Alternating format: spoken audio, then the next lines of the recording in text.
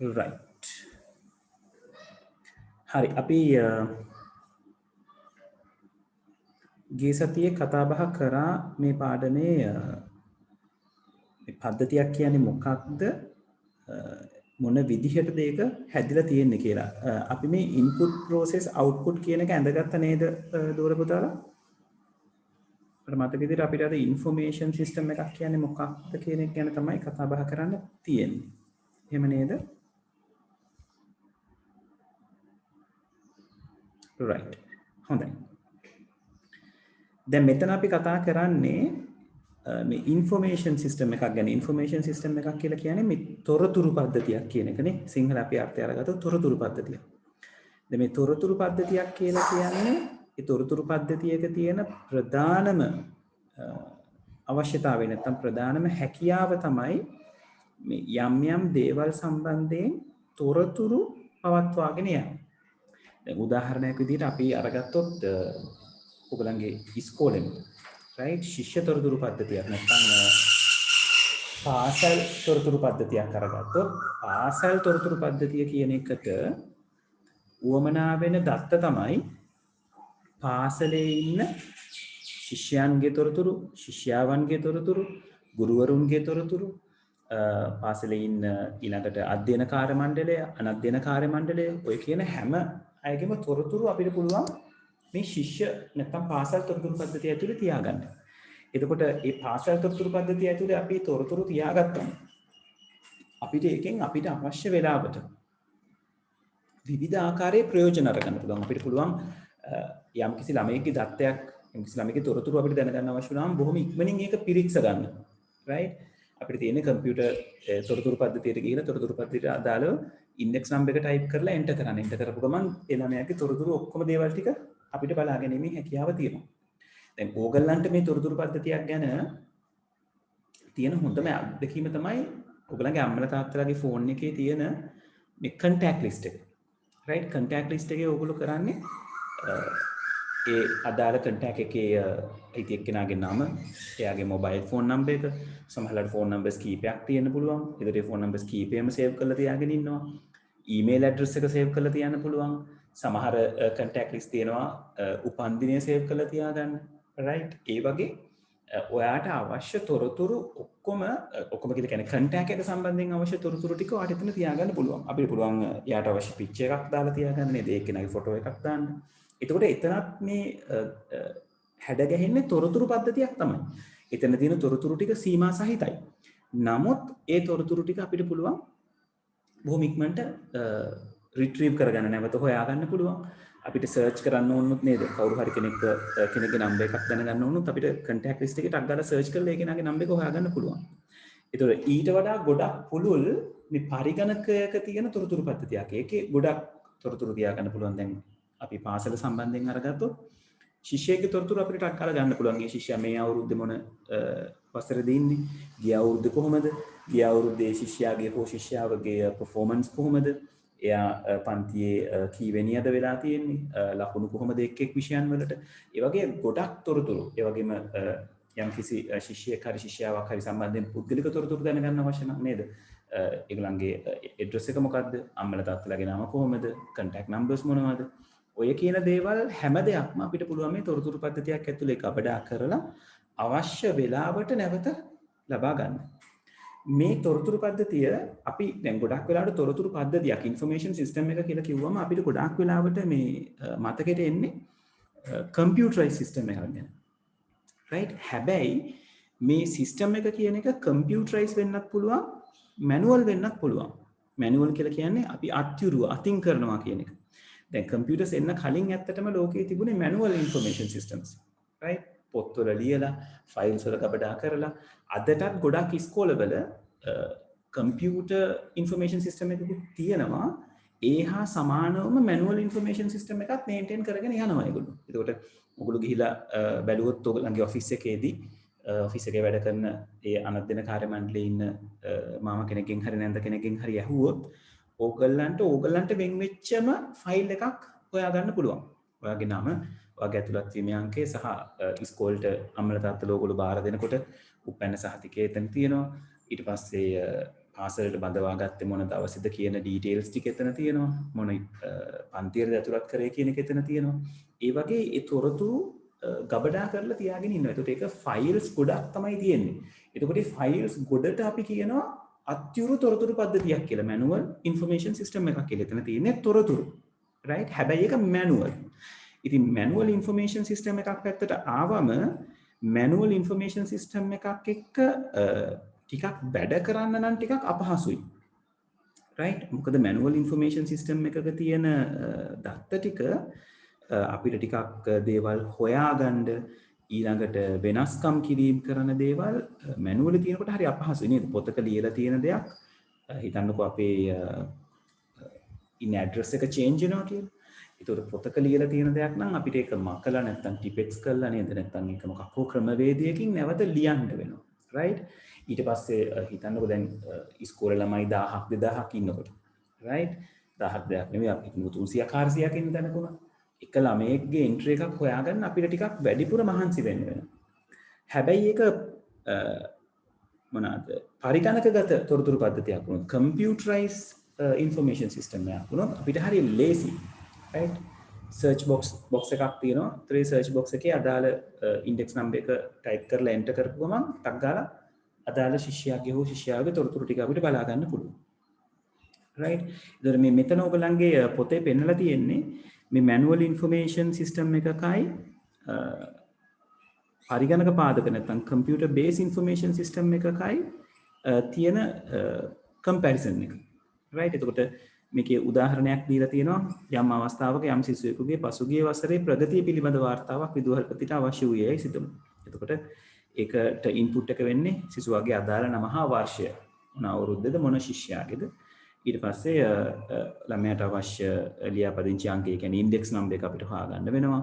එයාගේ ලිපි ගුණ හොයාගන්න වෙනවා. ඒකෙන් අදාළ වර්ෂයේ ප්‍රතිඵල විස්තර රිට්‍රීව් කරගන්න එක කරගන්න ඕනේ, බලාගන්න එක කරන්න ඕනේ. ඊට පස්සේ ඒක ඇසුරෙන් වාර්තාවක් නිර්මාණය කරන්න ඕනේ.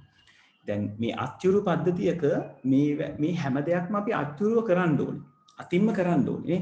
අංකය හොයාගන්න ෆයිල් එක පෙරලා හොයන්න ඕනේ. ඊට පස්සේ ඒකට අදාළව තියෙන ෆෝල්ඩර් එක කියන්නේ මුලින්ම අපි ඉන්ඩෙක්ස් නම්බර් එකෙන් බලනවා මේ දරුවාගේ ඉන්ඩෙක්ස් නම්බර් එක මොකක්ද ළමට අදාළව තියෙන. ඊට ඒකට අදාළව තියෙන ෆයිල් එක අපි කබඩ් එකෙන් ගන්න ඕනේ. ඊට පස්සේ කබඩ් එක ඇතුළේ දාලා තියෙනවා ඒ දරුවාගේ තොරතුරු. එතකොට ඒ වයින් අදාළ වර්ෂයට අනුව එයාගේ තොරතුරු ටික මොනවද කියලා අරගන්න ඕනේ. ඊට පස්සේ ඒක නිකම්ම අපිට ගිහිල්ලා බාර දෙන්න බෑ. ඒක සම්බන්ධයෙන් වාර්තාවක් ඉල්ලන්න. ඉතින් ඒ වාර්තාව අපි සකස් කරන්න ඕනේ, රිපෝට් එකක් සකස් කරන්න ඕනේ. හැබැයි මේක කම්පියුටරයිස් සිස්ටම් එකක නම් අර මම කලින් කිව්වා වගේ අපිට කම්පියුටරයිස් සිස්ටම් වල හම්බෙන එක ෆැසිලිටි එකක් තමයි රිපෝට් ජෙනරේට් කරනවා කියන එක. ඒ කියන්නේ අපි අපිට අදාළ දේවල් ටික තෝරලා දුන්නම ඒ සිස්ටම් එකේ ප්‍රීඩිෆයින්ඩ් ෆෝමැට් එකක් තියෙනවා. දැනටමත් හදලා තියෙන ෆෝමැට් එකක් තියෙනවා. ඒක නිකන් එක බටන් එකක් ක්ලික් කරාම ටක් ගාලා අපිට print out එක දාගන්න පුළුවන් වෙන විදිහට හැදිලා එනවා. දැන් ඔයගලන්ට අර 10 11 වසරේදී word processing software ගැන ඉගෙන ගන්නකොට මතකද ඒකේ templates කියලා જાතියක් තිබුණා. right?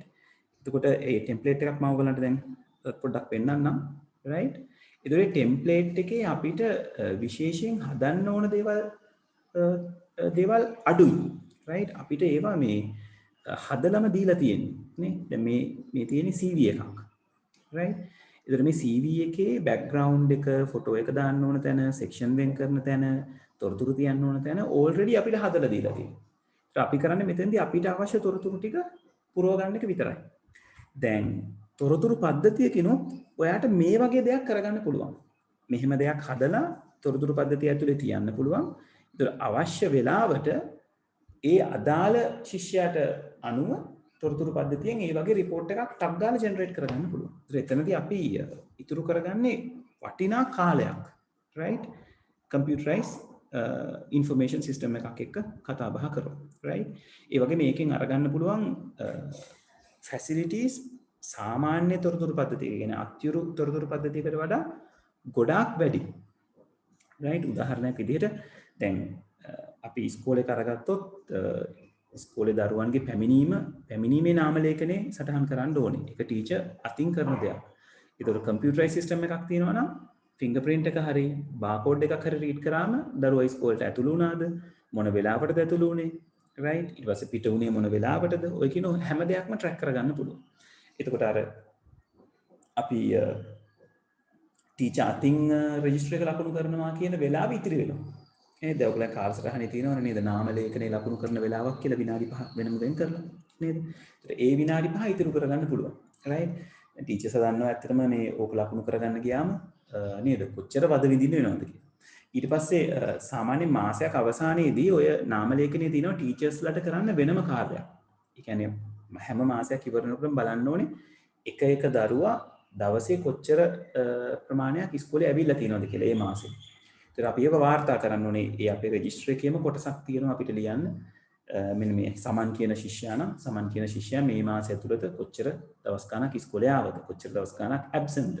රයිට්? ඒ විදිහට අවුරුද්ද අවසන් වෙනකොට අවුරුද්දේම වාර්තාව හදන්න වෙනවා ටීචර්ස්ලාට. එතකොට මේ ඉන්ෆර්මේෂන් සිස්ටම් එකක් තියෙනකොට ඒ වගේ දෙයකට ටීචර් කෙනෙක් අමුතුවෙන් මහන්සි විය යුතු නැහැ. ටීචර් මහන්සි වෙන දෙයක් නැහැ ඇත්තටම.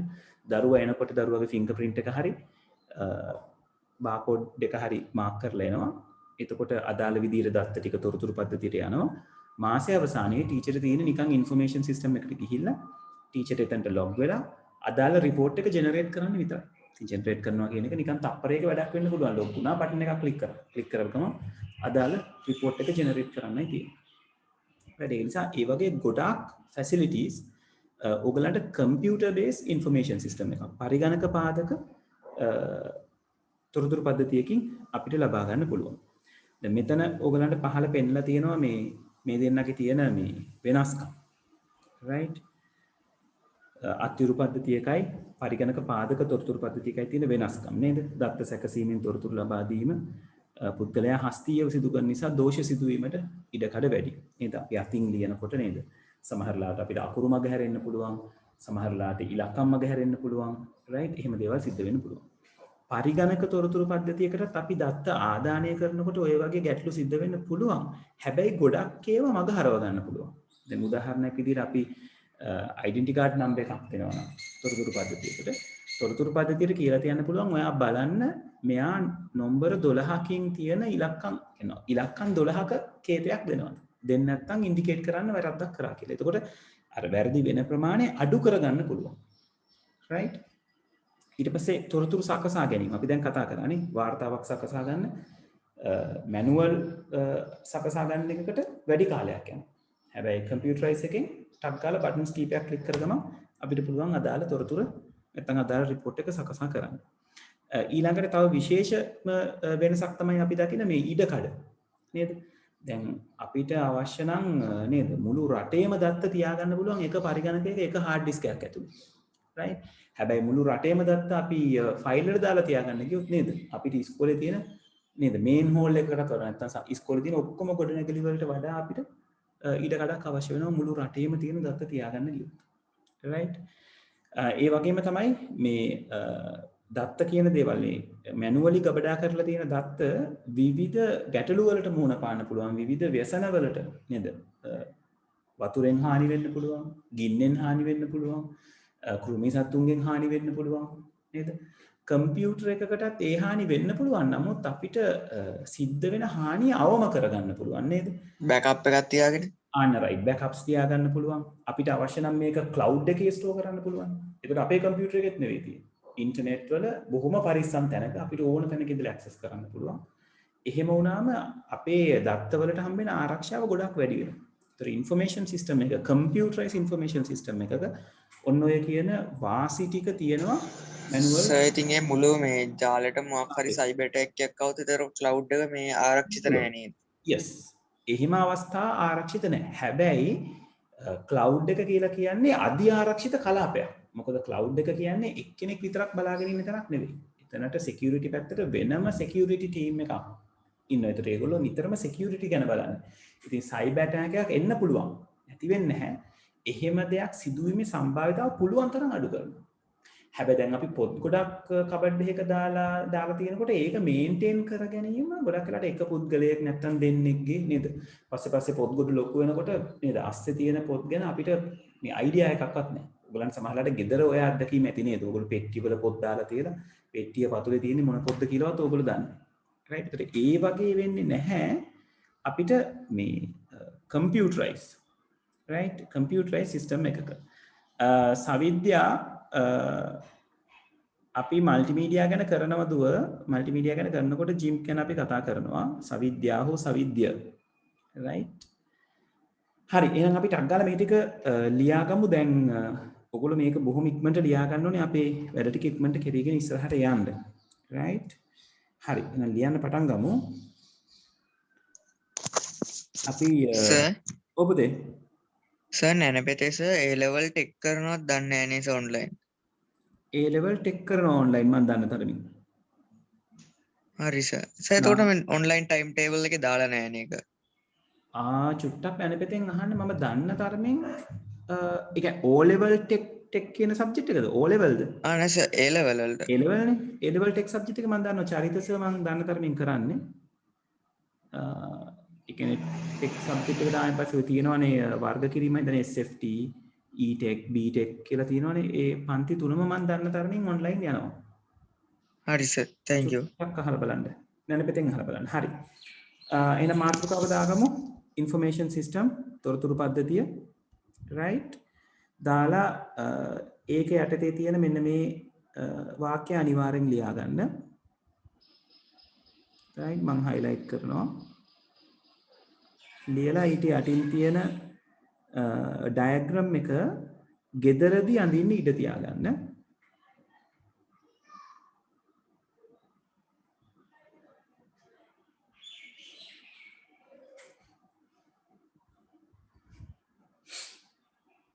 right වාක්‍ය ලියන්න පින්තූරේ ගෙදරදී අඳින්න ඉඩ තියාගන්න පොත් නැති කට්ටිය මං හිතන්නේ පොත් නැති අය ඉන්නවා කියලා පොත් නැති කවුරු හරි ඉන්නවද 11 පොත හම්බෙච්ච නැති අය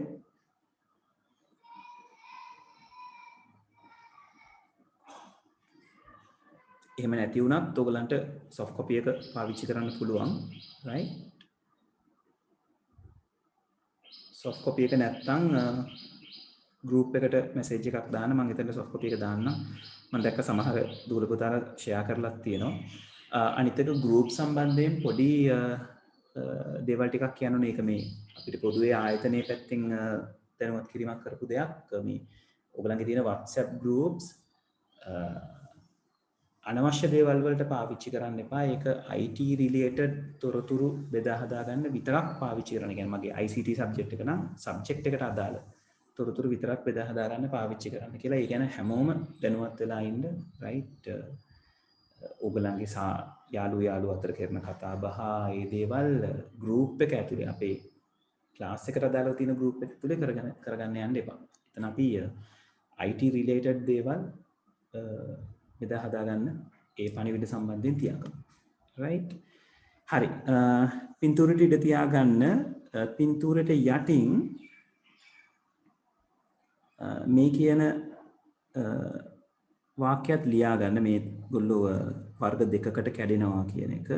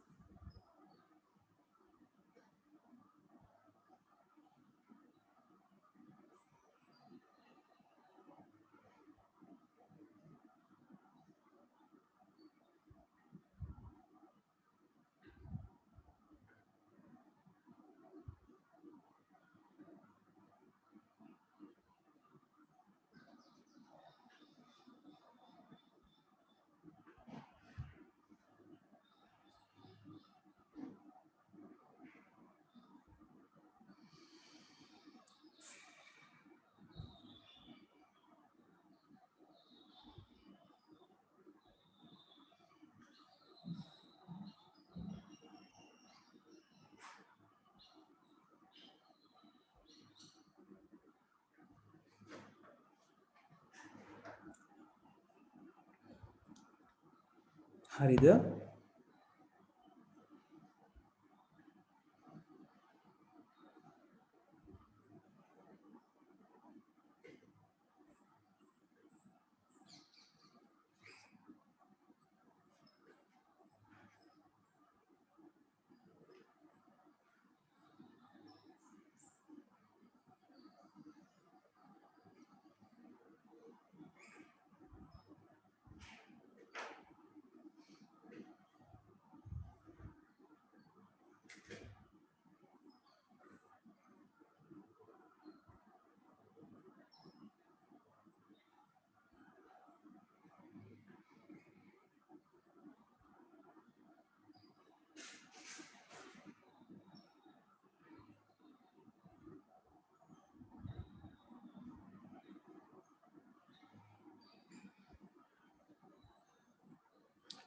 right ඊළඟට manual system කියන අනුමාත්‍රිකාව දාගෙන අත්‍යුරු තොරතුරු පද්ධතිය මේ පළවෙනි එයාගේ වාක්‍ය ටිකයි මේ තියෙන highlight කරලා තියෙන වාක්‍යයයි highlight කරගන්න දෙන්නේ නැහැ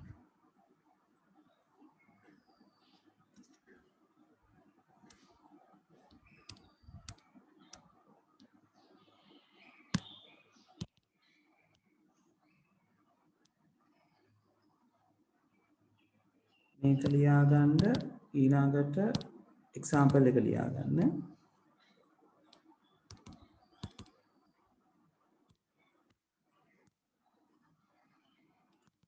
සිංහල පොතේ පළවෙනි වාක්‍ය දෙක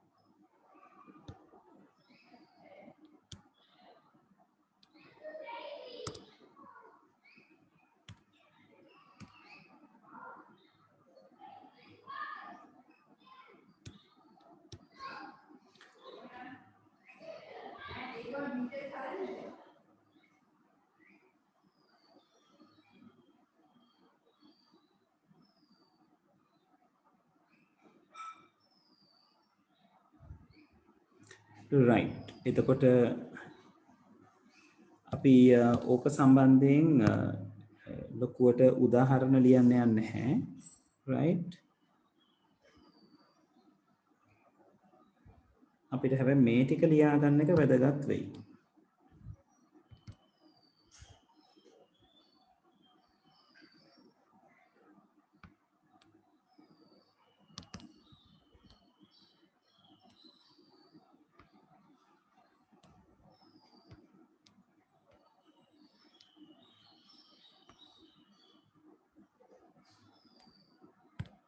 ඔය ටික ලියා ගන්න වෙනවා right කොහොමද මේ වැඩේ සිද්ධ වෙන්නේ කියලා කතා කරගන්න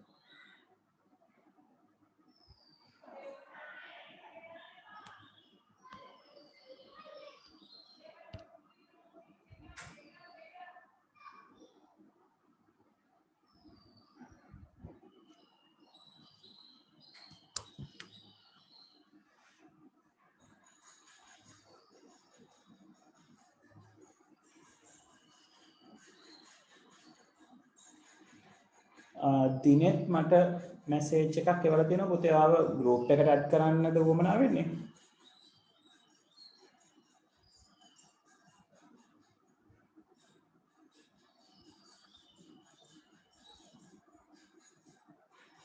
right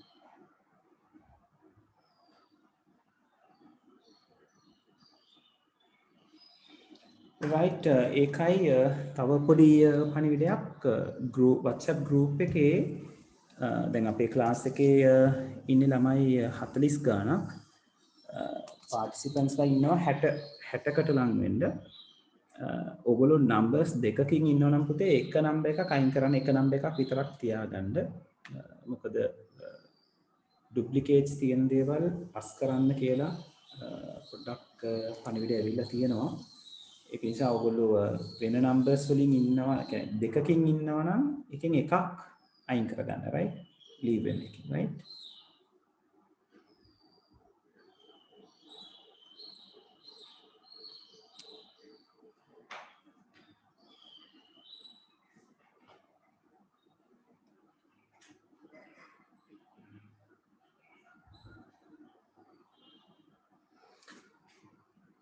හරි ඉවරද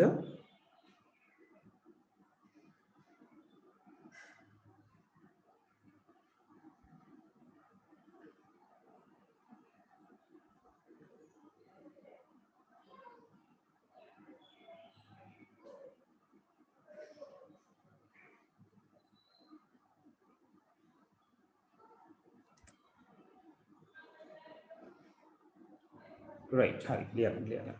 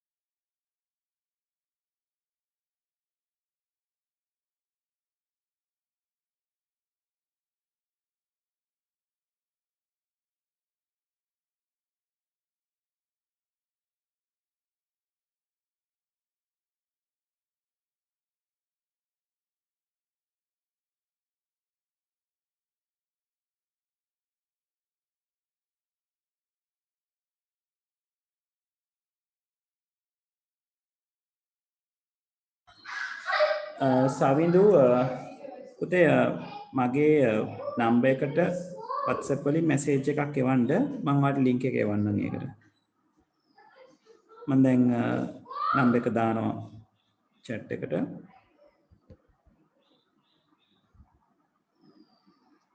right group එකේ නැති අය ඕකෙන් ඕකට මට WhatsApp message එකක් එවන්න මම එතකොට add කරන්නම්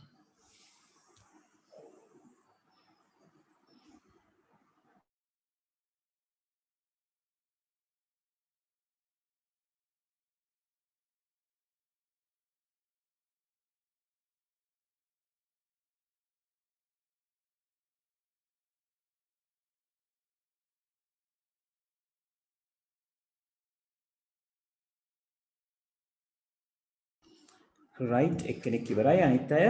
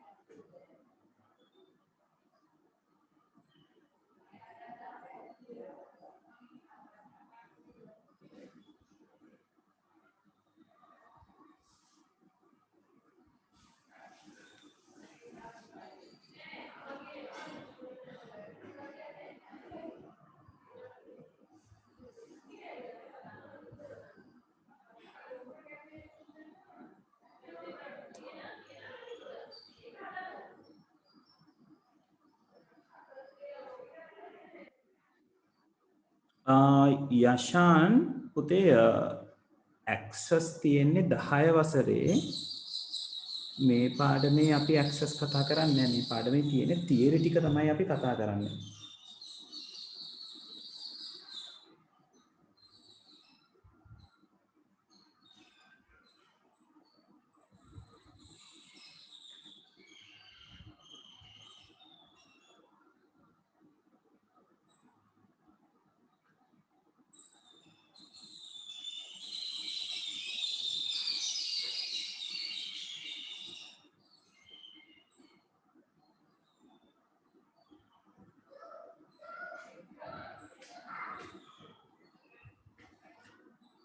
right තාම ලියන කවුරු හරි ඉන්නවද අපි ඊළඟ කොටසට යන්න පුළුවන්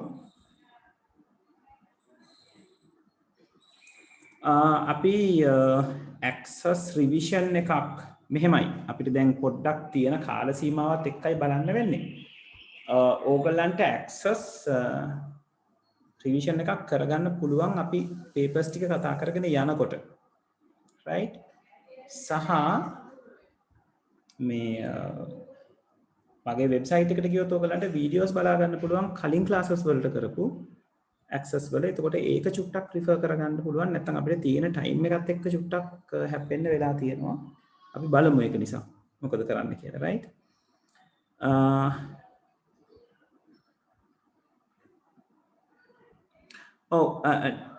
නෙට්මිට ඔයා අහලා තියෙන එකට පුතේ පොඩි තර්කයක් තියෙනවා ලියාපදිංචි අංකය ආදානයක් විදිහට ගන්න වෙනවා උතනදී right ඔව්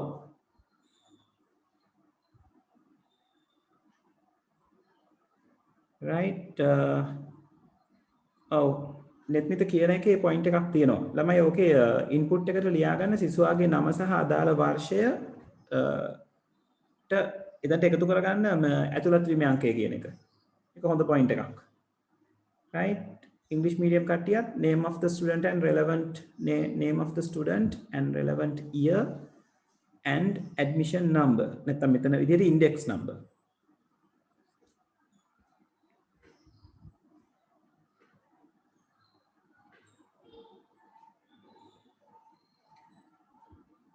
හරි එමනම් අපි ඉස්සරහ තැන් වලට යනවා computer based information system එක ගැන ලියන්න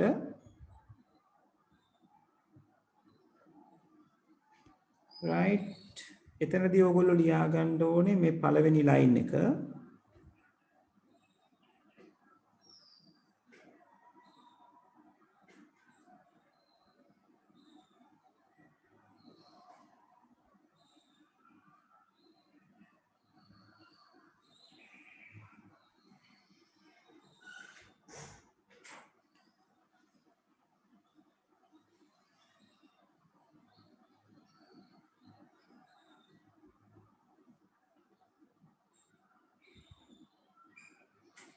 right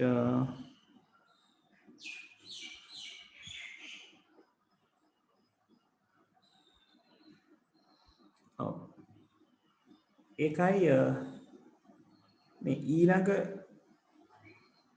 ඡේදයෙන් විස්තර කරලා තියෙන්නේ කම්පියුටර් බේස් සිස්ටම් එකේ තියෙන වාසිනේ මේ හතර ලියා ගන්න. පළවෙනි පොයින්ට්ස් හතර.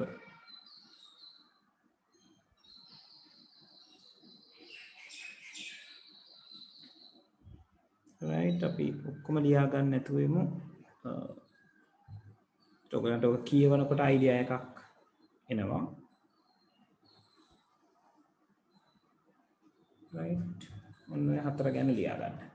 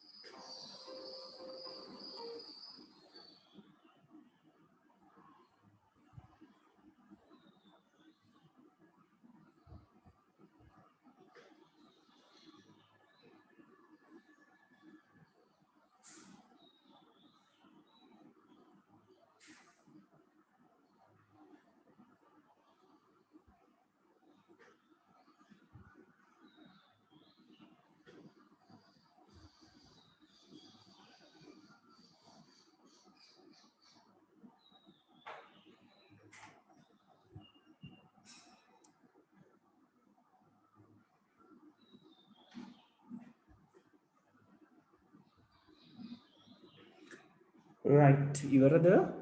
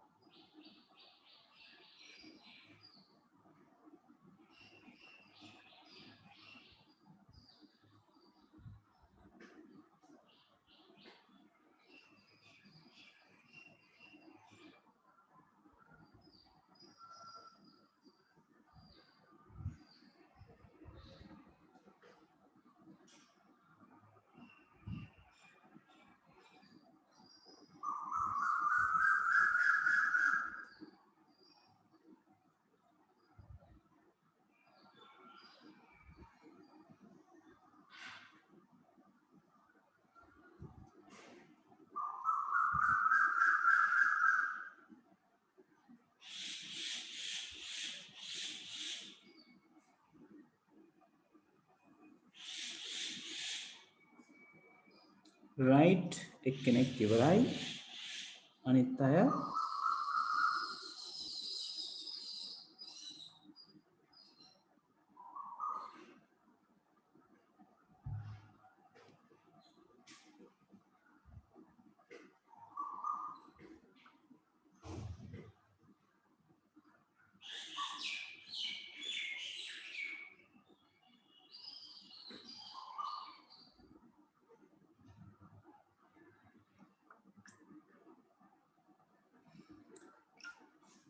right හරි තාම ලියන කෙනෙක් ඉන්නවද?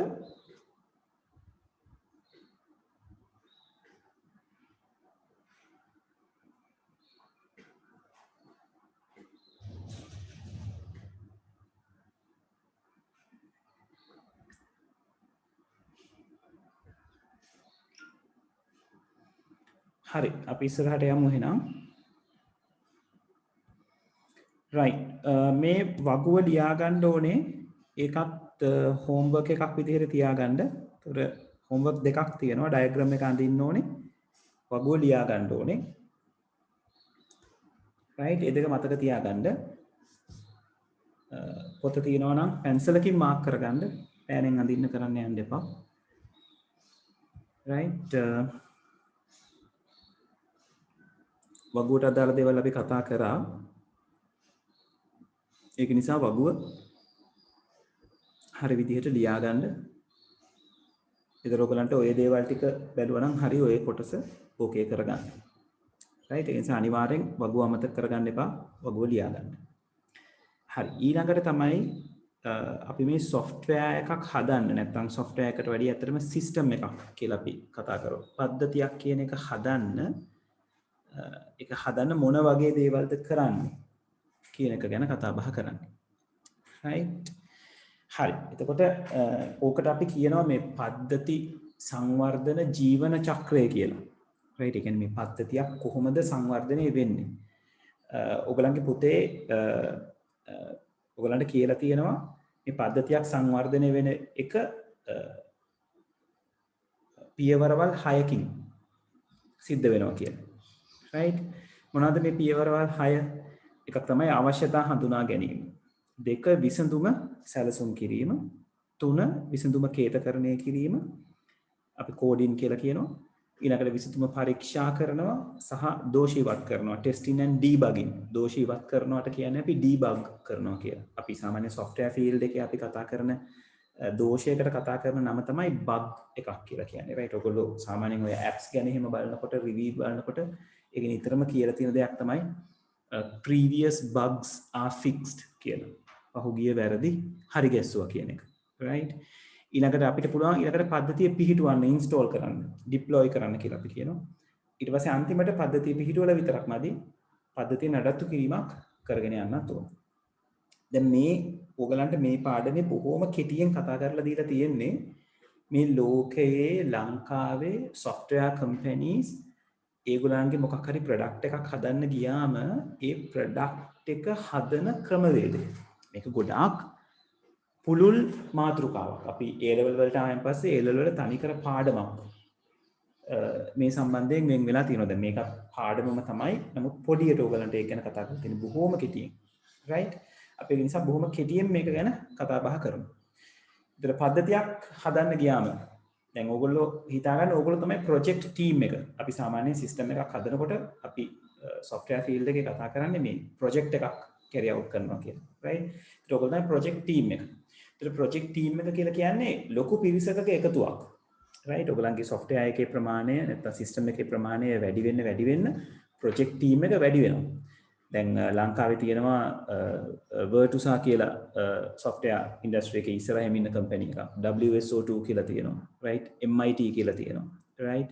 ඒතර ඔය ආයතනවල ඉන්නේ ඔය වගේ project teams.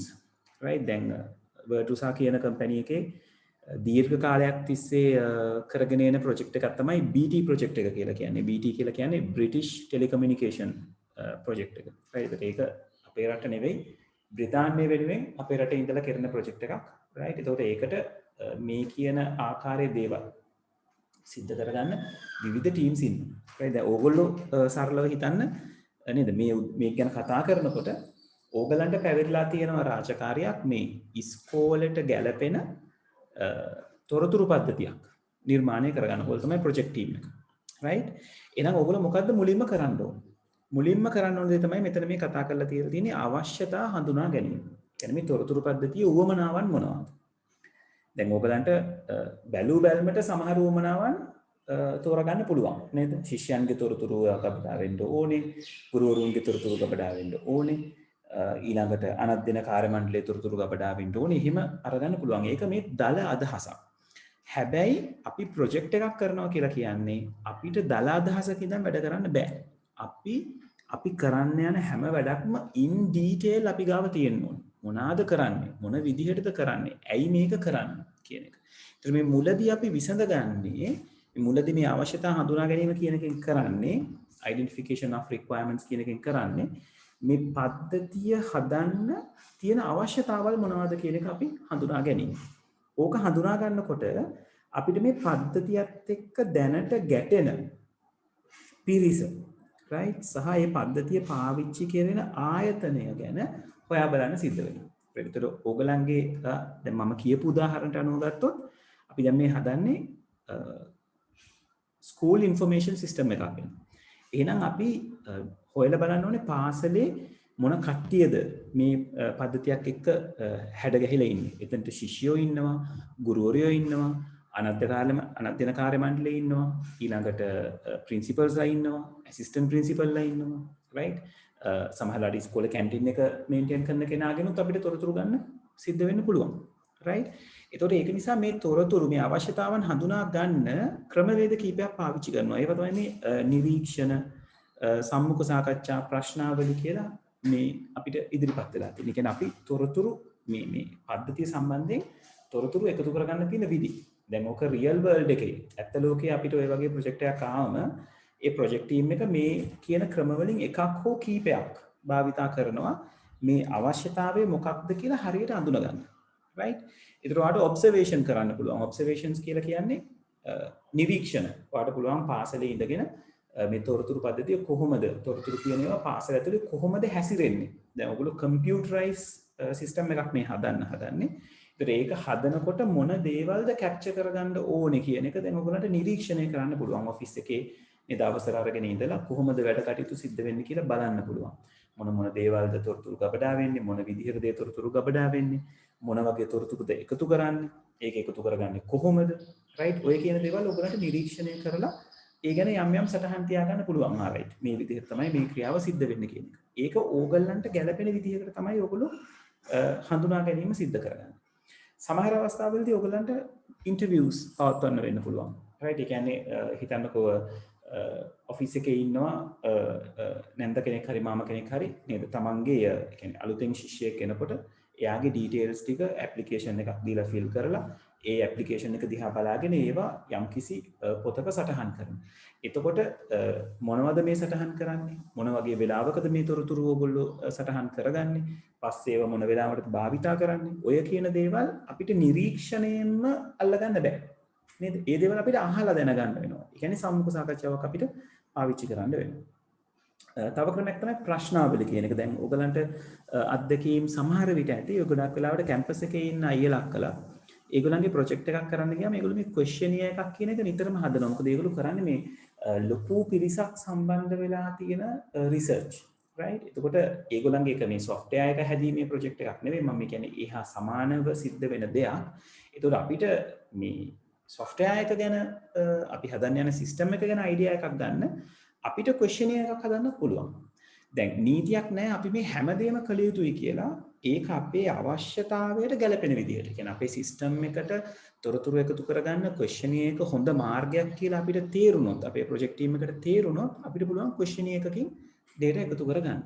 right? එතකොට ක්වෙස්චනියර් එකක් අපි හදනකොට සාමාන්‍යයෙන් පුළුවන් තරම් කියන්නේ ක්වෙස්චනියර් එකට ආන්සර් කරන කෙනා ඉක්මනට ආන්සර් කරලා ඉවර වෙන්න පුළුවන් ක්වෙස්චන් එකක්. ඒ කියන්නේ කෙටි ප්‍රශ්න. ගොඩක් වෙලාවට ක්වෙස්චනියර්ස් ඔයගොල්ලෝ අරන් බැලුවොත් නේද ඔයගොල්ලන්ට ඔය ක්වෙස්චනියර්ස් ගැන අත්දැකීම් ඇති. ගොඩක් වෙලාවට ඔය මේ හොස්පිටල් එකකට ගියාම ඒගොල්ලන්ගේ අර පොඩි ෆෝම් එකක් තියෙනවා පුරවන්න. රයිට්? සමහරලාට ඔය බිල් ගෙවන ටෙලිකොම් එකට වගේ ගියාම ඔබගේ සේවාව ගැන සතුටුදායකද මේක කොහොමද උනේ කොහොමද කරේ යන්නේ වගේ පොඩි පොඩි දේවල් තියෙනවා ඔයගොල්ලන්ට ෆිල් කරලා දෙන්න. අන්න ඒවයින් කරන්නේ ඔය කස්ටමර්ගේ ෆීඩ්බැක් එක එකතු කරන එක. ඒක සිස්ටම් එකක් හදන්න එකතු කිරීමක් නෙවෙයි. ඒ ආකාරයේ ව්‍යුහයක් අපිට පාවිච්චි කරන්න පුළුවන්. ඒ පාවිච්චි කළා අපිට පුළුවන් තොරතුරු අරගන්න නේද? මේ සිස්ටම් එකක් දැනට යන සිස්ටම් එකේ ඔයගලන්ට ප්‍රශ්නාවලියක් හදලා කියන්න පුළුවන් රයිට්. ශිෂ්‍යයෙක් ඇතුළත් වෙනකොට මොන ඩොකියුමන්ට්ස් ද අරගන්න. ඒතර ඔයගලන්ට මුලින් ඩොකියුමන්ට්ස් ප්‍රීඩිෆයින් කරගන්න පුළුවන්. උපැන්න සහතිකය, ඇතුළත් වීමේ සහතිකය, ඊළඟට පුද්ගලික තොරතුරු ඒවා ලිස්ට් කරලා ඉස්සරහින් ඔයගලන්ට කොටුව ගානේ තියන්න පුළුවන් හරි දාගෙන යන්න. ඒතර බලන කෙනා ටක් ගාලා කියවලා ඒක ටික් කරගෙන යනවා. එච්චරයි. පස්සේ පුළුවන් ඔයගලන්ට ඒ අරගත්ත ක්වෙස්චනියර් එකට අදාළව අරගත්ත ඇප්ලිකේෂන්ස් ටික ඔක්කොම අරගෙන ඒක විශ්ලේෂණය කරලා අයිඩියා එකක් ගන්න හරි මොන වගේ තත්ත්වයක්ද මෙතන තියෙන්නේ කියන එක. ඒ වගේම ඔයගලන්ට වාර්තා හා ලිපි ගොනු නිරීක්ෂණය කරන්න වෙන්න පුළුවන් නේද? ඒතර දැන් උදාහරණයක් විදිහට අපි හදන්න යන ශිෂ්‍ය තොරතුරු පද්ධතියේ මේ ඉස්කෝලේ දැනට කොහොමද තොරතුරු තියාගෙන ඉන්නේ? එතකොට ඔයගොල්ලෝ ගිහලා ඔෆිස් එකෙන් එක රික්වෙස්ට් කරාම ඒගොල්ලෝ කියනවා රයිට් අපි මේ වගේ ෆයිල්ස් වල තියාගෙන ඉන්නේ. ළමයෙකුට ඒක ෆයිල් එක ගන්න අපි මේන්ටේන් කරනවා. ඒගොල්ලන්ගේ ඩීටේල් ලොකු ලොග් බුක් එකක ලියලා මේන්ටේන් කරගෙන යනවා. රයිට්? ඒ විදිහට විවිධ ආකාරයේ ව්‍යුහ තියෙන්න පුළුවන්, විවිධ ආකාරයේ ලිපි ගොනු තියෙන්න පුළුවන්. එතකොට ඒවා ඔයගොල්ලන්ට නිරීක්ෂණය කරලා බලන්න වෙනවා රයිට්. දැන් මේ විදිහට ගබඩා කරලා තියෙන දේවල් තොරතුරු අපි කොහොමද අපේ ඩේටාබේස් එකක් ඇතුළට මේක දාගන්නේ? දැන් මේක අපි කම්පියුටර් එකකනේ අපි ගබඩා කරන්න යන්නේ. එතකොට ඉස්සරහට යන්න මේ පොත්වල ගබඩා කරන ප්‍රමාණය අඩු වෙනවා. ඒතර ඔයාට තීරණය කරගන්න පුළුවන් රයිට් මේ පොතේ තියෙන දේ සම්පූර්ණයෙන්ම අපිට පුළුවන් ද කම්පියුටර් එකට අරගන්න. නැත්නම් යම්කිසි කොටසක් ද අරගන්න. අනවශ්‍ය දේවල් තියෙනවද? ප්‍රොජෙක්ට් ටීම් එකට පුළුවන් ඔක කන්සිඩර් කරලා බලන්න. ඒ වගේම තමයි මේ මූලාදර්ශ ප්‍රොටෝටයිප්ස්. දැන් ඔය මූලාදර්ශ කියන එක ගොඩාක් වෙලාවට අපි ඔය ස්ටුඩන්ට් ඉන්ෆර්මේෂන් සිස්ටම් එක පැත්තෙන් නම් පොඩ්ඩක් කතා බහ කරන්න අපිට ටිකක් අපහසුයි. ඕක හොඳට මැච් වෙනවා මේ ආකිටෙක්චර් කෙනෙකුට. නේද? ආකිටෙක්චර් කෙනෙකුට මොකක් හරි ප්‍රොජෙක්ට් එකක් දුන්නම එයා කරන්නේ ආකිටෙක්චරල් ඩිසයින් එක එකේ පොඩි ප්‍රොටෝටයිප් එකක් මූලාදර්ශයක් හදනවා නේද? ගයක් ගැන හදන්න දුන්නොත් එයා එක්ක කාඩ්බෝඩ් වලින් නේද? දැන් නම් 3D software එකක් පාවිච්චි කරලා මුලින්ම ප්‍රොටෝටයිප් එක හදලා පෙන්නනවා. ඔයාගේ ගේ හැදුවම මෙන්න මෙහෙමයි. එතකොට ඒ අවශ්‍යතාවයේ තියෙන කෙනාට පුළුවන් ඒක බලලා අවශ්‍ය වෙනස්කම් කරගන්න. දැන් software field එකේදී සිස්ටම් එකක රික්වයර්මන්ට් එකක් ආවම ඒගොල්ලෝ කරන්නේ සිස්ටම් එකේ ප්‍රොටෝටයිප් එකක්. එතකොට ඒක මේ අපි සාමාන්‍යයෙන් කියන්නේ අපි දැන් ෆෝන් එකක් බලන්න ගියාම ෆෝන් එකට ඩමි එකක් තියෙනවනේ. ඒත් අපි ඩමි එක දිහා බලලත් සමහරලාට ෆෝන් එක ගැන අයිඩියා එකක් ගන්නවනේ. අන්න ඒ වගේ මේ ඩමි සිස්ටම් එකක්. ඒක ඇත්තටම මේ ෆන්ක්ෂන්ස් තියෙන සිස්ටම් එකක් නෙවෙයි. අපිට බලලා තේරුම් ගන්න පුළුවන් යම්කිසි ව්‍යුහාත්මක දෙයක්. right? එතකොට ඒක කොලයක ඇඳලා තියෙන දෙයක් වෙන්න පුළුවන්, කම්පියුටර් එකේ හදලා තියෙන දෙයක් වෙන්න පුළුවන්. නමුත් අයිඩියා එකක් අරගන්න ඒක හොඳයි. ඒතර අපිට පුළුවන් මේ මූලාදර්ශය පෙන්නලා ඒ අදාළයකින් අවශ්‍යතාවය එකතු කරගන්න. right? මේ දේවල් මේ සිස්ටම් එකට හොඳද කියන එක. right? ඔන්න ඔය විදිහට අපිට පුළුවන් සිස්ටම් එකක තියෙන අවශ්‍යතාවන් ටික හඳුනා ගැනීම සිද්ධ කරගන්න. right? හරි අපි විසඳුම සැලසුම් කිරීම කියන තැනට එන්න කලින් මේකේ තියෙන ටික පොඩ්ඩක් නෝට් කරගෙන ඉමු නේද? අපිට වැදගත් වෙයි. හරි මුලින්ම මාතෘකාව දාගන්න system development life cycle කියලා. right? ඒකයි මෙන්න මේ steps ටික ඕගොල්ලෝ list කරගන්න. right?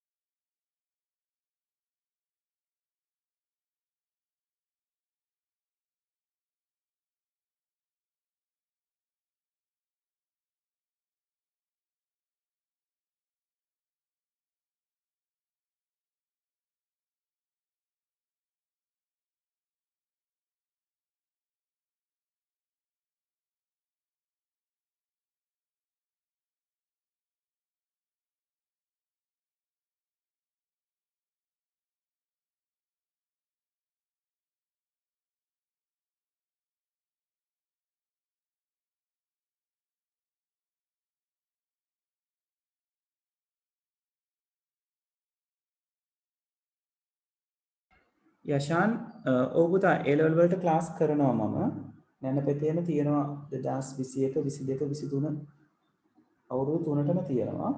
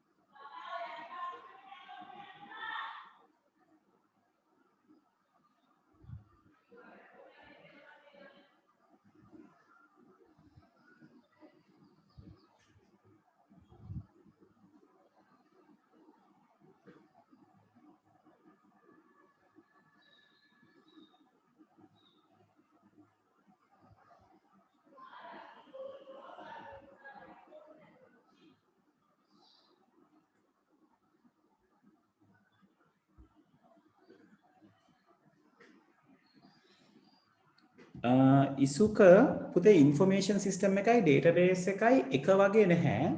ඉන්ෆර්මේෂන් සිස්ටම් එකක් කියලා කියන්නේ ඩේටාබේස් එක තියෙන ඉන්ෆර්මේෂන් සිස්ටම් එකේ කොටසක් විදියට පුතේ. right? දැන් ඉන්ෆර්මේෂන් සිස්ටම් එකක් කිව්වම ඉස්සරහ අපිට තියෙනවා ඉන්ටර්ෆේසස්. දැන් ATM මැෂින් එකක් ගැන හිතන්නකෝ. ATM මැෂින් එකේ ඕගලන්ගේ ATM මැෂින් එකේ තියෙන එක්තරා ආකාරයක ඉන්ෆර්මේෂන් සිස්ටම් එකක්. right? ඒකේ තව ට්‍රාන්සැක්ෂන්ස් උත් තියෙනවා. එතකොට ඒකේ ඉස්සරහා ඕගලන්ට අදාළ වෙන විදිහට ඉන්ටර්ෆේසස් තියෙනවා නේද? පිටිපස්සෙන් තමයි ඩේටාබේස් එකට කනෙක්ට් වෙන්නේ. ඒ අතරමැද්දේ ඕගලන්ට පාවිච්චි කරන්න පුළුවන් තව ඇප්ලිකේෂන්ස් තියෙනවා. right? එතකොට ඩේටාබේස් එක කියන්නේ දත්ත ගබඩා කරලා තබා ගැනීම. ඒක ඉන්ෆර්මේෂන් සිස්ටම් එකක වැදගත්ම කොටස. මොකද ඉන්ෆර්මේෂන් සිස්ටම් එකකට පවතින්න බෑ ඩේටාබේස් එකක් නැතුව. හැබැයි ඩේටාබේස් එකම විතරක් නෙවෙයි ඉන්ෆර්මේෂන් සිස්ටම් එක කියලා කියන්නේ. right? එතනදී ඩේටාබේස් එක තියෙනවා. ඉන්ටර්ෆේසස් තියෙනවා, applications තියෙනවා. ඒ වගේ components ගොඩක් තියෙනවා.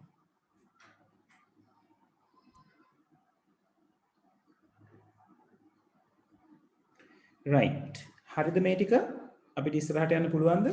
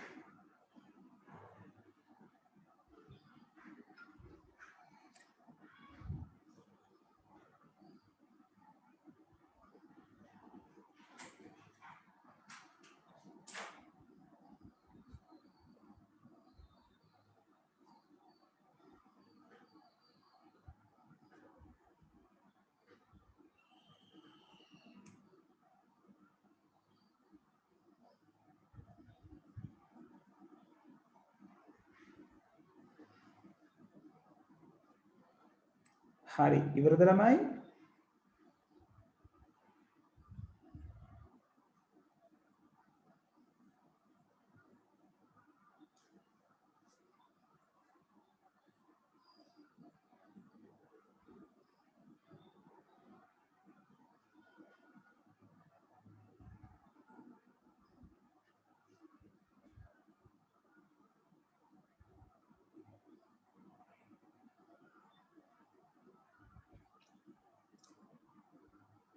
right. අපි ඉස්සරහට යමුද?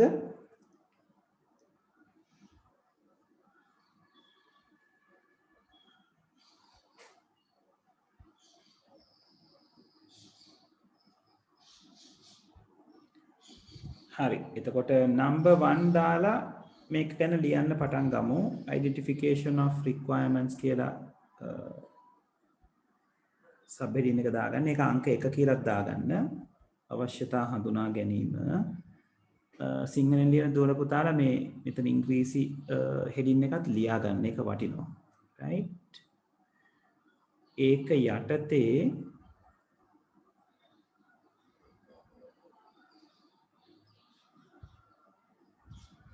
ඔව් පළවෙනි ඡේදය අපිට ලියා ගන්න වෙනවා.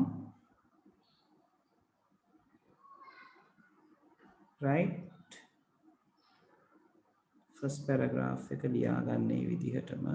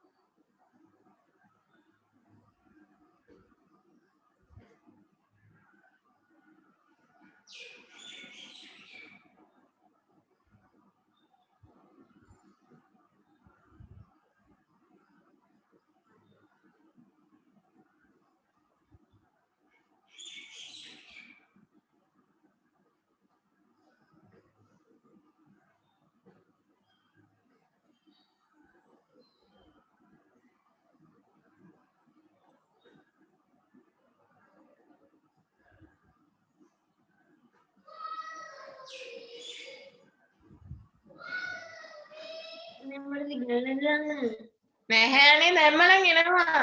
එහෙම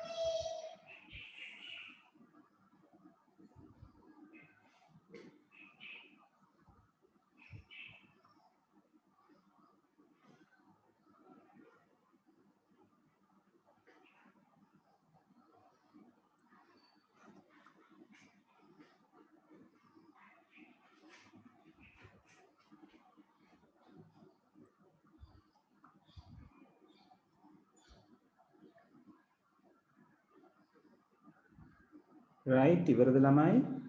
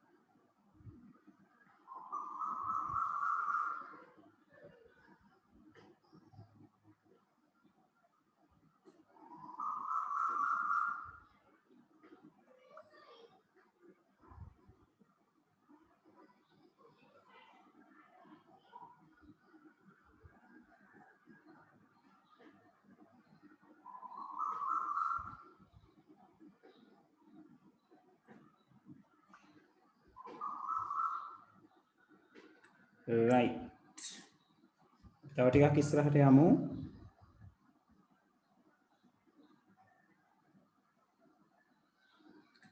right මේක මෙන්න මෙහෙම ලියා ගන්න. මෙන්න මේ ලයින් එක ලියා ගන්න.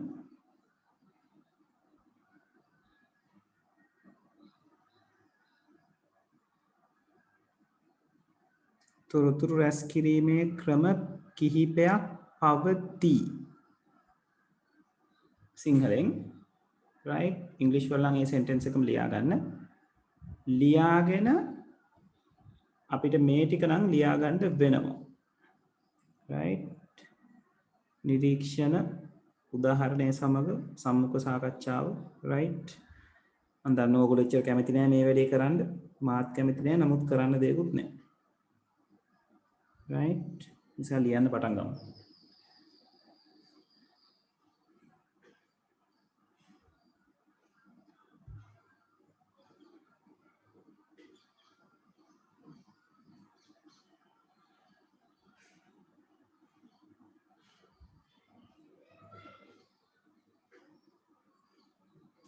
සර් ඔව් පුතේ සර් සිංහල මීඩියම් එක සර් තව චුට්ටක් සෙන්ටර් කරනවද?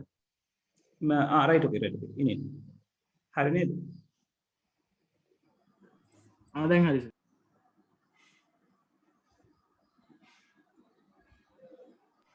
සර්. අර දෙපැත්තේ තියෙන ටූල් බාර්ස් දෙක මිනිමයිස් කරා නම් ෆුල් ස්ක්‍රීන් ගන්න පුළුවන් නේද? මොකද පුතේ? ටූල් බාර් එක තව මිනිමයිස් කරන්න බෑ පුතේ මම දන්න තරමින්. ඒක ඔච්චරයි මිනිමයිස් වෙන්නේ. සර් රීඩර් මොඩ් එකට දාන්න පුළුවන් නේද සර් PDF මේක? මෙතනින් පුළුවන් right okay hold on මේ පැත්ත පුළුවන්. දැන් හරි. ඔව් රීඩර් මොඩ් එකට දාන්න පුළුවන්. රීඩර් මොඩ් දැම්මම මේකේ මේ ඉංග්‍රීසි අකුරු වෙන ලොකු වෙනවා සිංහල අකුරු පොඩි වෙනවා එහෙම ප්‍රශ්නයක් වෙනවා. සර් ඔව් පුතේ. අර අනිත් පැත්තකෙත් සර් යටම තියෙනවා සර්. මේක නේද? right okay. හරි. thank you.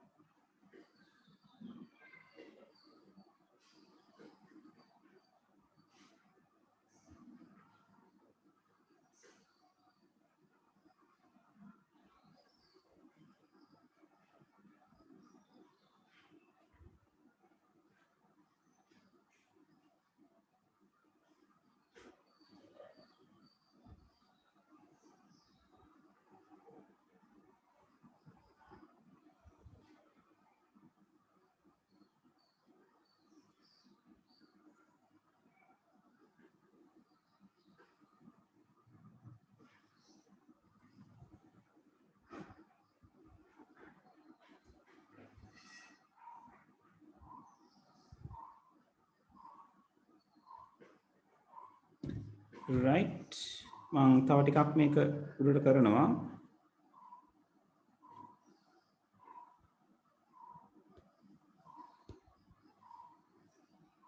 right අනිත් ටිකත් ඔහොම අරගන්න වෙනවා ළමයි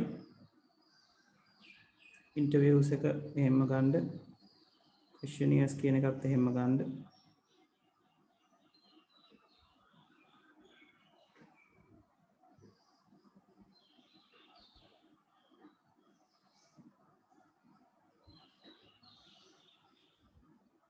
right මේකේ සම්පූර්ණයෙන් අගට වෙනකම් අපිට අරගෙන යන්න වෙනවා වැඩි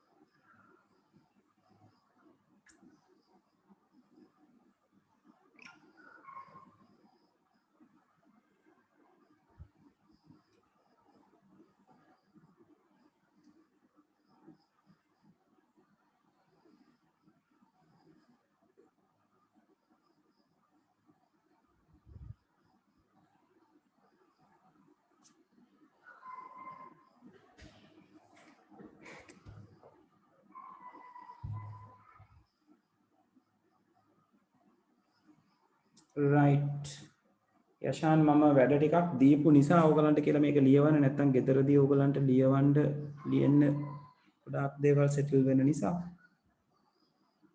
right අපි අන්තිම දෙක ගෙදරදී ලියමු මේකේ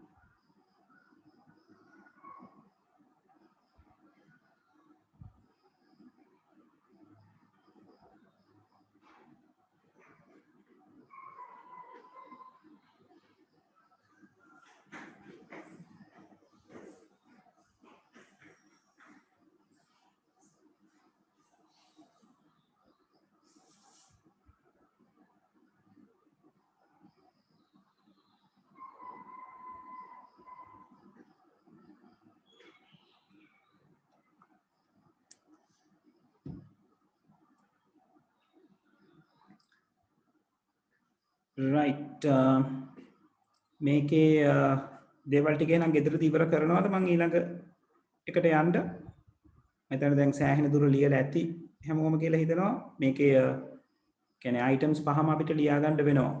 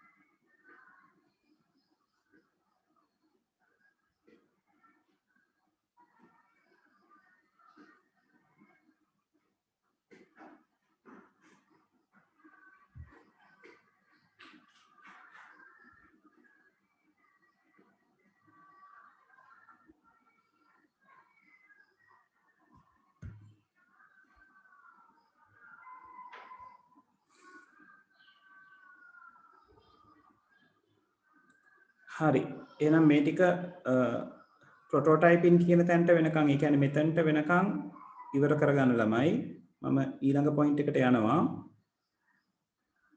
right සිංහල එකෙත් මූලාදර්ශ කියන තැනට වෙනකම්ම ඉවර කරගන්න ඕනේ right ඊළඟට තියෙන්නේ විසඳුම සැලසුම් කිරීම right දැන් අපි අර requirement identify කරගත්තම අවශ්‍යතාවන් හඳුනා ගත්තම අපිට පුළුවන් විසඳුම සැලසුම් කරන්න right project team එක ඔය requirement identify කරන්න සැලකිය යුතු කාලයක් ගන්නවා right මොකද දැන් ව්‍යාපාර ලෝකයේ ගත්තම ඇත්තම software field එක ගත්තම software එකක් හදන්න කියලා වැඩේ බාර දෙන client එයාට අපි කියනවා client කියලා වැඩේ බාර දෙන කෙනාට client හරිම බලවත් එයාට සෑහෙන ලොකු power එකක් තියෙනවා project එක ඇතුලේ මොකද එයාට තේරෙනවා නම් එයාට අවශ්‍ය විදිහට project එක සිද්ධ වෙන්නේ නැහැ කියලා එයාට පුළුවන්කම තියෙනවා නම් ඒක ඔප්පු කරන්න මේක මට අවශ්‍ය විදිහට නෙවෙයි සිද්ධ වෙන්නේ කියලා එයාට පුළුවන් project එක අතාරින්න ඒ අතෑරියොත් ඒ වෙනකන් සිද්ධ වෙච්ච සියලුම වියදම් project team එක විසින් දරන්න වෙනවා right ඒගොල්ලෝ advance එකක් අරගෙන තිබුණොත් ඒක වෙනම කතාවක් නමුත් ගොඩාක් වෙලාවට ඕනම වැඩක සාමාන්‍ය වැඩේ පටන් ගන්න පොඩි ඇඩ්වාන්ස් එකක් නේ දෙන්නේ. ඊට පස්සේ තමයි ඒක කන්ටිනියු වෙන්න පටන් ගන්න. right? එතකොට වැඩිපුර අවධානම එන්නේ ප්‍රොජෙක්ට් ටීම් එක පැත්තට. ඒක නිසා ප්‍රොජෙක්ට් ටීම් එක සැලකිය යුතු කාලයක් අරගෙන මේ විසඳුම හරියට, ඒ කියන්නේ විසඳුම සැලසුම් කරන්න අවශ්‍ය වෙන අවශ්‍යතාවන් ටික හොඳට ඒගොල්ලෝ පැහැදිලි කරගන්නවා. ඊට පස්සේ ඒගොල්ලෝ කරන්නේ විසඳුම ප්ලෑන් කරන එක. right?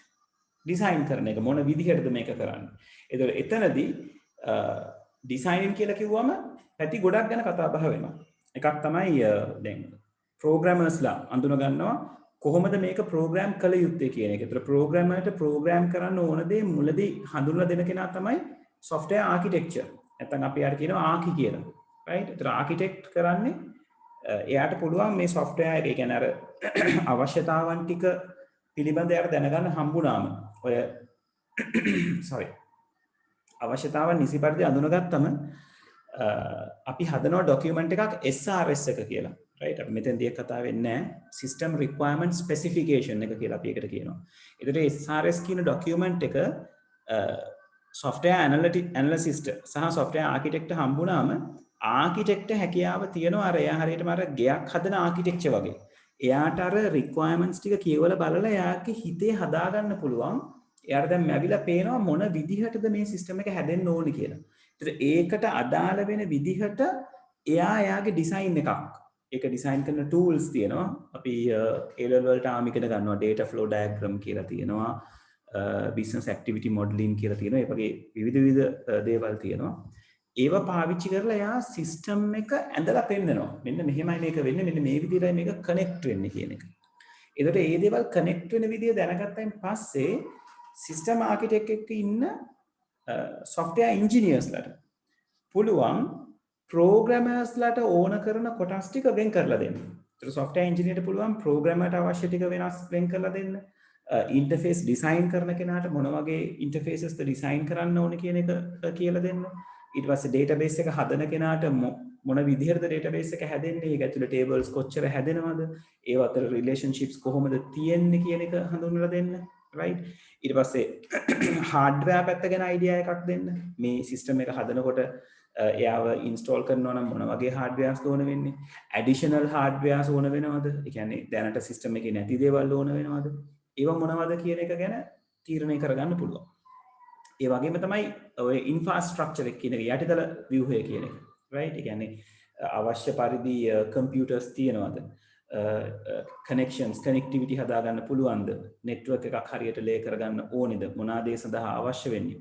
ඔය කියන හැම දෙයක්ම ඩිසයින් කරගැනීමේ හැකියාව තියෙනවා. සහ මේ ඩිසයිනින් පේස් එකේදී, ඩිසයිනින් කියන පියවරේදී ඒක ඩිසයින් කිරීම තමයි සිද්ධ වෙන්නේ. right?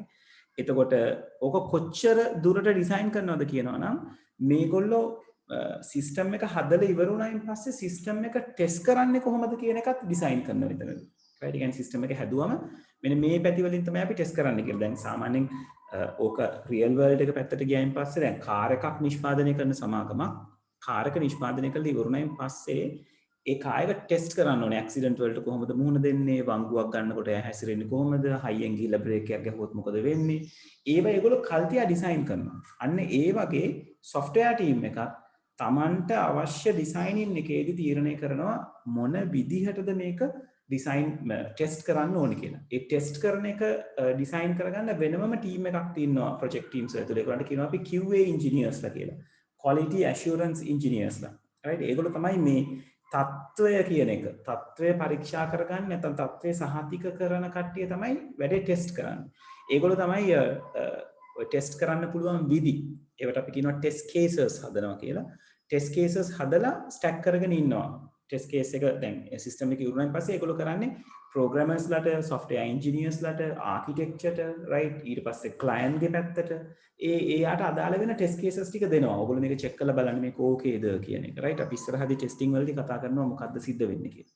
right ඒතර ඔය කියන ඩිසයිනින් පාර්ට් එක සම්පූර්ණයෙන්ම සිද්ධ වෙන්නේ මෙන්න මේ ඩිසයිනින් කියන phase එක ඇතුලේ.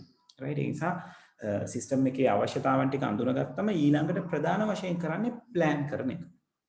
right plan කරලා ඩිසයින් කරගන්න එක කියන්නේ solution එක ඩිසයින් කරගන්න මොන විදිහටද මෙයාව කරන්න කියන්නේ right ඊට පස්සේ සිද්ධ කරන දේ තමයි අපි මේ හදාගත්ත ඩිසයින් එක කෝඩ් කරන්න දෙන එක right ඒතර කෝඩ් කරන්න දෙනවා කියලා කියන්නේ නේද දැන් මේක අපි අර ගෙයක් හදන තැනට ගත්තොත් මුලින්ම client ගිහිලා කියනවා මට මෙන්න මේ විදිහට ගේ හදන්න ඕනේ එතකොට ආකිටෙක්චර් යාගේ ටීම් එක අහගන්නව මොනවාද උවමනාවල් මොන විදිහටද ඔයාට හැදෙන්න ඕන කොච්චර ලොකුවට කාමර හැදෙන්න ඕනද කොහොමද කියලා.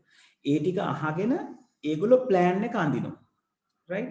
ප්ලෑන් එක ඇඳලා ඊට පස්සේ ඒගොල්ලෝ කරන්නේ ප්ලෑන් එකට අදාළව ගොඩනැගීම කරන්න නේද? කන්ස්ට්‍රක්ටර්ට සහ මේසන් බාස්ලාට කොන්ට්‍රැක්ටර්ට ඒ දේවල් වලට අදාළ ප්ලෑන් එක ලබා දෙනවා. එතකොට කොන්ට්‍රැක්ටර් සහ මේසන් බාස්ලා ඒගොල්ලන්ගේ ඉන්න ක්‍රූ එකයි කරන්නේ ගේ හදන එක. නේද? එතකොට මේ කෝඩින් කියලා කියන්නේ තන්න එහෙම දෙයක්. දැන් කෝඩින් වලට ප්ලෑන් එක ඇවිල්ලා තියෙන්නේ. එතකොට ප්‍රෝග්‍රෑමර් නිතරම බලාගෙන ඉන්නේ අපි අර පහුගිය පාඩමේ ඉගෙන ගත්තනේ. ෆ්ලෝ chart එක කියලා කියන්නේ ප්ලෑන් එක. සූඩෝ කෝඩ් එක කියලා කියන්නේ ප්ලෑන් එක. ප්‍රෝග්‍රෑමර් බලාගෙන ඉන්නවා රයිට් මට සූඩෝ කෝඩ් එක හරි ෆ්ලෝ chart එක හරි දෙන්න. එතකොට ඒකට අදාළ වෙන විදිහට මම මගේ කොටස වැඩේ කරලා ඉවර කරගන්නම්. ඒතර සිස්ටම් එකක් කියලා කියන්නේ මම කියන්නේ විශාල පිරිසකගේ එකතුවක් කියලා. ඒගොල්ලෝ මොකද කරන්නේ? ඒගොල්ලන්ට හම්බෙන ෆ්ලෝ chart එකේ විදිහට, ප්ලෑන් එකේ විදිහට ඒගොල්ලන්ට අදාළ කොටස නිර්මාණය කරලා ඉවර කරගන්නවා. එතකොට තමන්ට අවශ්‍ය කොටස් එක එක්කෙනා තනියෙන් කරලා ඉවර කරගත්තම ඒ ටික ඊට පස්සේ පුළුවන් එකතු කරලා ලොකු සිස්ටම් එකක් බවට පත් කරන්න. right? එතකොට coding the solution කියන එකේදී අපි කතා බහ කරන්නේ ඔන්න ඔය කියන concept එක. ඊළඟට සිද්ධ වෙන දේ තමයි testing and debugging. අපිට තව විනාඩි 5ක් විතර ඉස්සරහට යන්න පුළුවන්. මම මේක ඔයගලන්ට describe කරන්නම්. ඊට පස්සේ අපිට ඊළඟ දවසේ රටක් ගාලා ලියා ගන්න පුළුවන්. testing and debugging වලදී අපි කරන්නේ දැන් අර මම කිව්වා වගේ මේ test cases ටික design කරානේ අපේ design phase එකේ.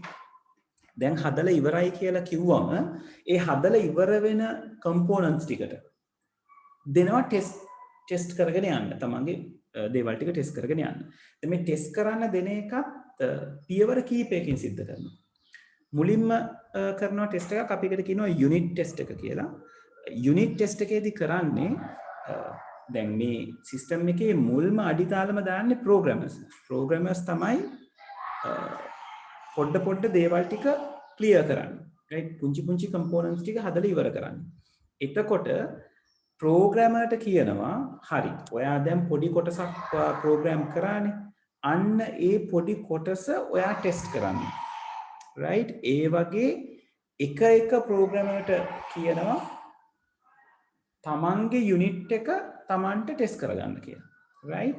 එතකොට ඒක හරියට අර වාහනයක තියෙන පුංචි කොටස් හිතන්නකො රෝදය එක්කෙනෙක් නිර්මාණය කරගන්න. ඊට පස්සේ ස්ටියරින් එක තව කෙනෙක් හදනවා. right? ඩෑෂ්බෝඩ් එක තව කෙනෙක් හදනවා. සීට් එක තව කෙනෙක් හදනවා. එතකොට මුලින්ම යුනිට් ටෙස්ට් කරනවා කියලා අපි කරන්නේ අන්නේ කම්පොනන්ට් එකෙන් කම්පොනන්ට් එක තනියෙන් හැදුණු කොටස් ටික හරිද කියලා ටෙස්ට් කරන්න කියන එක. right? ඒකට අපි කියනවා යුනිට් ටෙස්ට් එක. නැත්නම් ඒකක පරීක්ෂාව කියලා. සිංහල පොතේ පරීක්ෂාවන් ටික තියෙන්නේ යට ඉඳලා උඩට දාලා ඉංග්‍රීසි එකේ තියෙන්නේ උඩ ඉඳලා යටට දාලා right. හරි ඊට පස්සේ ඒකක පරීක්ෂාව කරලා ඉවර වුණයින් පස්සේ දැන් QA engineers ලා ටික අඳුන ගන්නවා මෙන්න මේ ඒකක කීපයක් තියෙනවා ඒ ටික එකට එකතු කරලා ඒගොල්ලෝකට කියනවා මොඩියුල් එකක් හදනවා කියලා ඉන්ටග්‍රේට් කරනවා කියලා කියන්නේ ඒ මොඩියුල් එක ටෙස්ට් කරගන්න බලනවා.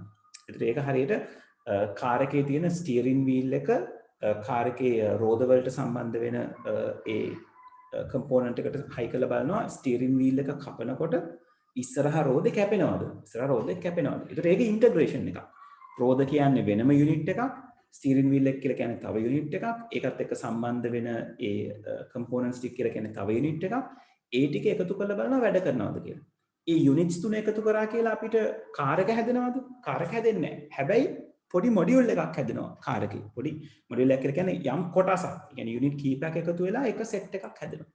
අන්න එහෙම ටෙස්ට් කරනකොට අපි කියනවා ඉන්ටග්‍රේෂන් ටෙස්ට් එක කියලා. right ඒතර කරන්නේ යුනිට්ස් කීපයක් එකතු කරලා එහෙම එකතු කරන්න පුළුවන් යුනිට්ස් එකතු කරලා ටෙස්ට් කරලා බලනවා හරියට වැඩ කරනවද. ඒකට අපි කියනවා ඉන්ටග්‍රේෂන් ටෙස්ට් එක. right නැත්තම් මේක මේ සමස්ත පරීක්ෂාව කියලා දාලා තියෙන වචන නම් එච්චර ගැලපෙන්නේ නැහැ. කමන්නේ ඒකට සාමාන්‍යයෙන් ඒකාබද්ධ පරීක්ෂාව කියලා තමයි අපි පාවිච්චි කරන්නේ. සිංහල වචනේ අපි ඒක ඒ විදිහට බලමු. මම ඊළඟ දවසේ පොඩ්ඩක් ඒක හරියට රිවිව් කරලා ඔයගලන්ට දෙන්න. right හරි ඉන්ටග්‍රේෂන් එක හරියට ගියාම ඊට පස්සේ තියෙන්නේ සිස්ටම් ටෙස්ට් එක. සිස්ටම් ටෙස්ට් එක කියලා කියන්නේ මේ සම්පූර්ණ පද්ධතියම දැන් එකට එක්කහු කරලා බලනවා වැඩේ හරියට වෙනවාද කියන එක. ඒක හරියට කාර් එකේ තියෙන සියලුම කොටස් ටික අර යුනිට් ටික එකතු කරලා හදාගත්ත ඉන්ටග්‍රේෂන්ස් ටිකත් අනිත් තනියෙන් තිබ්බේවත් ඔක්කොම එකතු කරලා බලනවා හරි. දැන් සම්පූර්ණ කායකම හරියට ෆන්ක්ෂන් වෙනවා. ඒ වගේ සම්පූර්ණ සිස්ටම් එකම හරියට ෆන්ක්ෂන් වෙනවාද? එතකොට ප්‍රොජෙක්ට් ටීම් එක පැත්තෙන් ටෝටල් සිස්ටම් එකම චෙක් කරලා ඉවර වෙනවා සිස්ටම් ටෙස්ටිං කියන තැනදී. රයිට් ඒ කියන්නේ තුන්වෙනි පරීක්ෂා මට්ටමේ. අන්තිමට තියෙන්නේ ප්‍රතිග්‍රහණ පරීක්ෂාව. ඒ කියන්නේ acceptance testing. ඒක කරන්න දෙන්නේ ක්ලයන්ට්. එතකොට ප්‍රොජෙක්ට් ටීම් එක කරන්නේ මොකද්ද? ඒගොල්ලෝ හදපු සිස්ටම් එක ක්ලයන්ට් ඉදිරිපත් කරනවා. අපි දැන් සිස්ටම් එක හදලා තියෙන්නේ. ඔයා සිස්ටම් එක go through කරලා බලන්න ඔයාගේ උවමනාව මේ සිස්ටම් එකෙන් දැන් ඕකේ වෙලාද කියන එක. එතකොට ක්ලයන්ට් ඒ පරීක්ෂාව කරලා ක්ලයන්ට් ලොකු දැනුමක් නැහැ නේ සිස්ටම් එක ගැන. හරියට අපි මොබයිල් ෆෝන් එකක් ගන්න ගියා වගේ. ඒතර අපි බලන්නේ නිතරම මේකෙන් කෝල් එකක් ගන්න පුළුවන්ද? ඉන්ටර්නෙට් කනෙක්ට් වෙන්න පුළුවන්ද? ෆොටෝ එක ගන්න පුළුවන්ද? අන්න ඒ වගේ සාමාන්‍ය ටෙස්ටිං ටිකක් ක්ලයන්ට්ගේ දැනුමේ හැටියට එයාගේ අවශ්‍යතාවය ඕකේ වෙනවද කියලා බලනවා. එතකොට එයා ඒක ගැන සැටිස්ෆයි නම් එයා කියනවා right very good වැඩේ හොඳටම හොඳයි. දැන් එහෙනම් මේක ගෙනල්ලා මගේ ඕගනයිසේෂන් එකට ඩිප්ලොයි කරන්න ස්ථාපනය කිරීම සිද්ධ කරන්න කියලා. ඕක තමයි ටෙස්ටිං and debugging කියන තැනදී සිද්ධ වෙන්නේ. right හරි මම එහෙනම් අදට සෙෂන් එක ඔතනින් නතර කරනවා. right ඊළඟ දවසේ අපි මෙතන designing and solution වල ඉඳලා ලියා ගන්න තියෙන ටික පොඩ්ඩක් ලියා ගමු. දරුවනේ මම ඔයගලන්ට ඒ ටික ගෙදරදී ලියන්න දෙන්නද? ඒ ටික ඒ විදිහටම ලියන්න තියෙනවා. පුළුවන් දේ වැඩි ඉවර කරගන්න. එහෙම වුණොත් අපිට වෙලාව ඉතිරි කරගන්න පුළුවන් ක්ලාස් එකේ. right මොකද ඒ තියෙන ටික අපි ඒ විදිහටම ලියාගත යුතුයි. right coordinate solution එක එහෙම ලියා ගන්න ඕනේ. testing and debugging එකෙත් අනේ කමක් නැහැ. මම දේවල් ටික දෙන්නම්කෝ. කමක් නැහැ. එපා. ඔයගොල්ලෝ ලියන්න ගියොත් පොඩ්ඩක් එහෙම්ෙන් අනවශ්‍ය දේවලුත් තියෙනවා. ඒක අපි සෙටල් කරගමු. හරි නිමිත right මම කියලා දෙන්නම්. දැන් නිමිත ඒ වෙලාවේ ඩිස්කනෙක්ට් වුණාද? ඒකද උනේ? මොකද උනේ ගැටලුව? right දැන් පාඩම හරියට අහන් හිටපු අයට ඩිස්කනෙක්ට් වෙන්න පුළුවන්. no problem. නිමිත මගෙන් ඉල්ලලා තියෙනවා අර කලින් එක පොඩ්ඩක් කියලා දෙන්න කියලා. right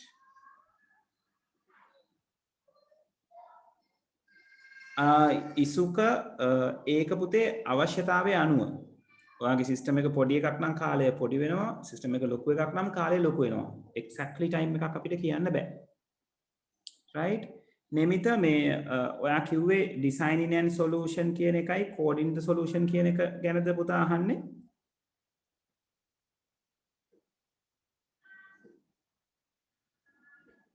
right නෙමිත designing and solution එකේ කරන්නේ අපි අර අඳුනගත්ත අවශ්‍යතාවන් ටික දැන් ඩිසයින් කරන්න පටන් ගන්නවා. ඒ කියන්නේ අපි අඳුනගෙන තියෙනවානේ මොන දේවල්ද මේ සිස්ටම් එකට උවමනා වෙන්නේ කියලා. ඒතර ඒකට අදාළව ඉන්ටර්ෆේස් එක මොන වගේද? දැන් ඔයා හිතන්නකෝ ATM සිස්ටම් එකක් කියලා. ATM සිස්ටම් එකකදී යූසර් පාවිච්චි කරන ඉන්ටර්ෆේස් එක කියන්නේ අපි ගිහිල්ලා ඉන්ටරැක්ට් වෙන ඉන්ටර්ෆේස් එකත් එක්ක. ඒක මොන වගේද? ඒක ඩිසයින් කරනවා.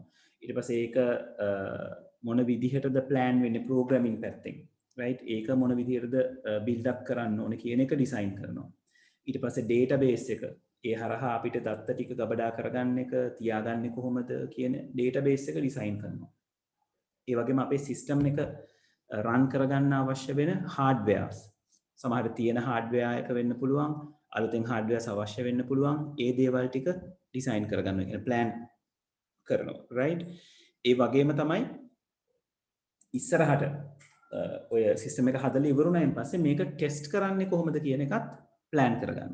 right එතනදී ඇත්තටම ප්ලෑනින් ඩිසයිනින් වලදී වෙන්නේ ප්ලෑන් එක හරියට සෙට් කරගන්න එක.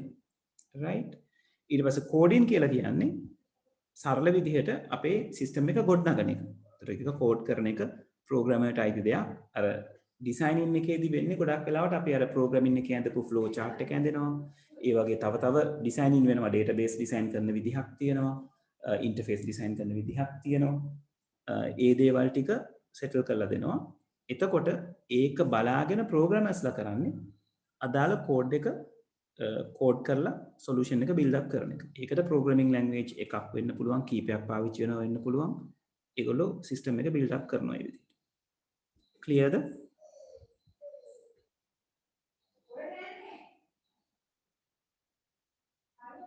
නෙමිත right හරි right එහෙනම් ප්‍රශ්න නැතුව ඇති කියලා හිතනවා මම අනිත් අයට මම සෙෂන් එක එන්ඩ් කරන්නද